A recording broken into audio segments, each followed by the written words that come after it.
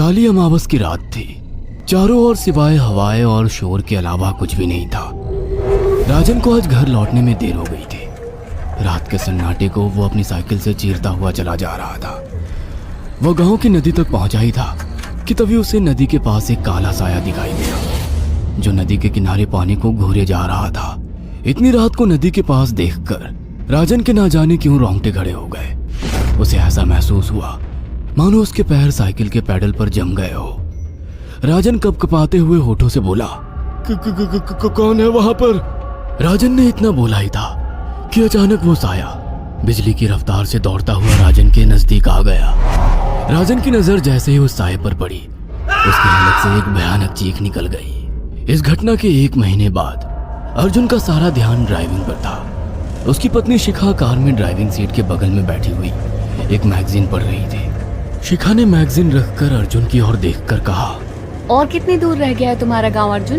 बस थोड़ी दूर रह गया है, आधे घंटे में हम पहुंच जाएंगे। तुम्हारे चेहरे पर इतनी टेंशन क्यों है? टेंशन क्यों नहीं होगी शिखा, मैंने अपनी माँ को बगैर बताए तुमसे लंदन में शादी जो कर ली। पता नहीं माँ तुम्हें देखकर कैसे रिएक्ट करेगी। डोंट वरी अर्जुन, मुझ पर भरोसा रखो। तुम्हारी माँ को मनाने की जिम्मेदारी मेरी है। आई होप शिखा ऐसा ही हो। यकीन मानो अगर ऐसा हुआ ना तो मेरे ऊपर से एक बहुत बड़ा बोझ उतर जाएगा। अब मुस्कुरा भी दो यार। अच्छा, तुम बता रहे थे कि गांव में तुम्हारी बहुत बड़ी हवेली बनी हुई है। कुछ बताओ ना अपनी हवेली के बारे में। अरे 15 मिनट में हम वैसे भी पहुंचने वाले हैं, तुम खुद देख लेना। कुछ ही देर में अर्जुन अपने गांव वीरपुर अपनी हवेली में खड़ा हुआ था।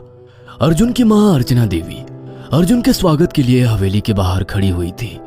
अर्जुन ने दौड़कर अपनी माँ के पैर छुए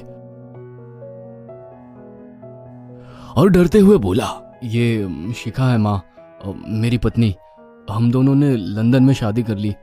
अर्जुन की बात सुनकर अर्चना देवी मुस्कुराकर बोली, कोई बात नहीं बेटा, एक ना एक दिन तो तुझे शादी करनी ही थी। इतना बोलकर अर्चना ने अपनी बहू को गले लगा लिया और वो अंदर आने का इशारा करती हुई वहां से चली गई। अर्जुन को अपनी माँ का ये बिहेवियर देखकर बहुत ज्यादा हैरत हुई। उसे उसकी माँ इस बार बहुत बदली हुई सी लगी। अर्जुन पूरे 10 साल बाद लंदन से आया था। अर्जुन उन्हीं ख्यालों में खोया हुआ था कि उसके कानों में उसकी पत्नी शिखा की आवाज टकराई। अब क्या बाहर ही खड़े रहने का इरादा है क्या? अंदर नहीं चलोगे? कौन से ख्यालों में गुम हो गए? मुझे लगा था माँ को मेरी शादी के बारे में जानकर बुरा लगेगा, मगर माँ को तो जैसे कोई फर्क ही नहीं पड़ा। अजीब आदमी हो, ये तो अच्छी बात है। मुझे मेहनत करने की जरूरत ही नहीं पड़ी। चलो अब अंदर भी चलो। अर्जुन और शिखा अंदर की ओर चले गए।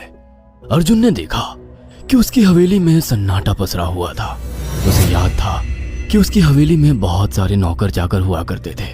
डाइनिंग टेबल पर डिनर के दौरान अर्जुन अपनी माँ से जो बोला वो सुन उसकी पत्नी शिखा और रहस्यमय अंदाज में मुस्कुराकर लगातार देखे जा रही थी। माँ, हवेली के सारे नौकर कहाँ गए? मैंने सबको छुट्टी दे दी बेटा। लेकिन क्यों माँ, तुम्हें तो काम करने में बहुत ज्यादा तकलीफ होती होगी। नहीं बेटा, मुझे कोई तकलीफ नहीं होती। कुछ वक्त से मुझे सुकून और सन्नाटा अच्छा लगता है। अर्जुन इससे पहले अपनी माँ से कुछ कहता कि उसकी माँ ने उसे बोलने से रोक दिया। अर्जुन चुपचाप खाना खाने लगा। खाने के बाद अर्जुन और शिखा बेडरूम में चले गए। अर्जुन बेड पर सोच में लेटा हुआ था कि अचानक शिखा अर्जुन से लिपट गई और वासना का तूफान अपने चरम पर पहुंच गया था। अचानक शिखा को दरवाजे पर 2 लाल लाल आंखें दिखाई दिए। उसे ऐसा लगा जैसे कि कोई उसे देख रहा हो। शिखा ने तुरंत बेड से उठकर अपने कपड़े पहन लिए। क्या हुआ शिखा?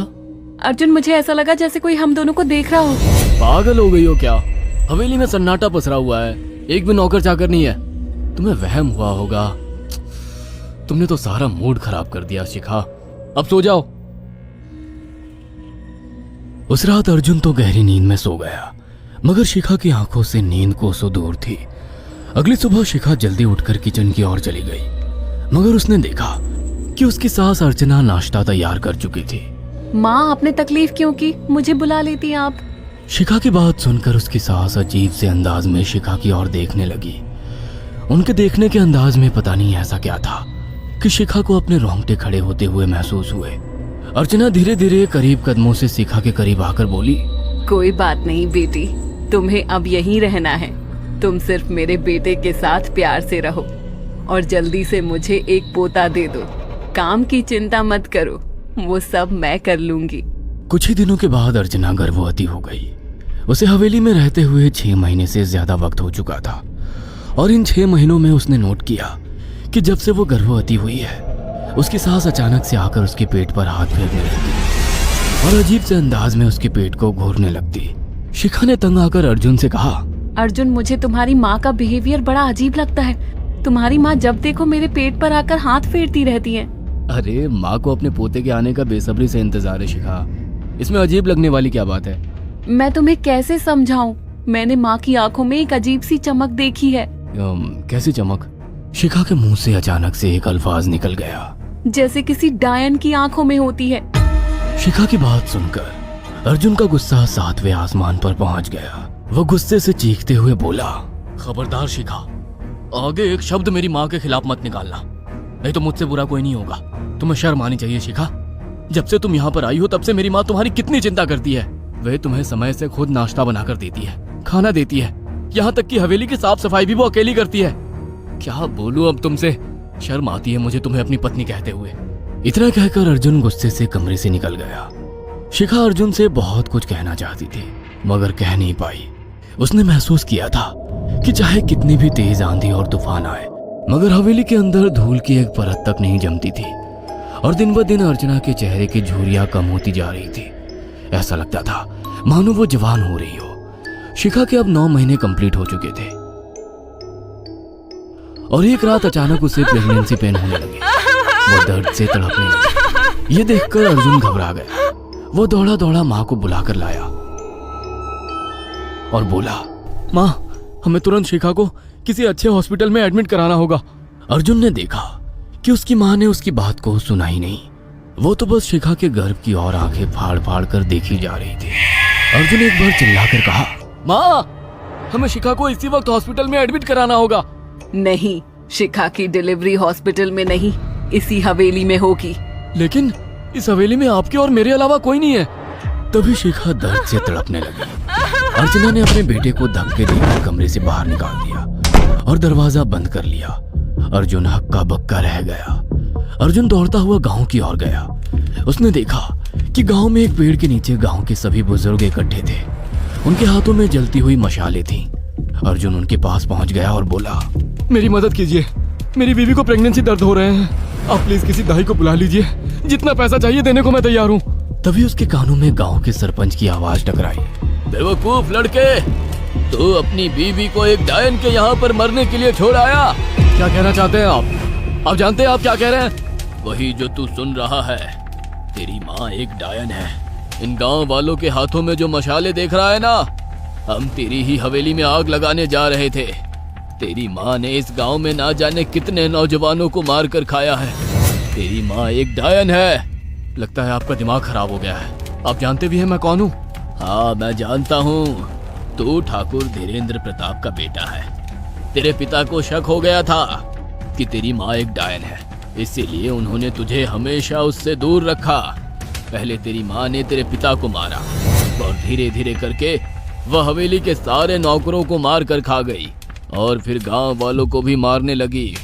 और अब तो तेरे होने वाले बच्चे को खाएगी, क्योंकि डायन को नवजात शिशु का मांस खाना बहुत पसंद होता है। अगर मेरी बात पर यकीन नहीं है तो चलकर मेरे साथ तो खुद अपनी आंखों से देख ले। इतना कहकर सरपंच अर्जुन को लेकर हवेली की ओर चल पड़ा। उसके पीछे कई लोग थे जो जलती मशाले पकड़े हुए थे।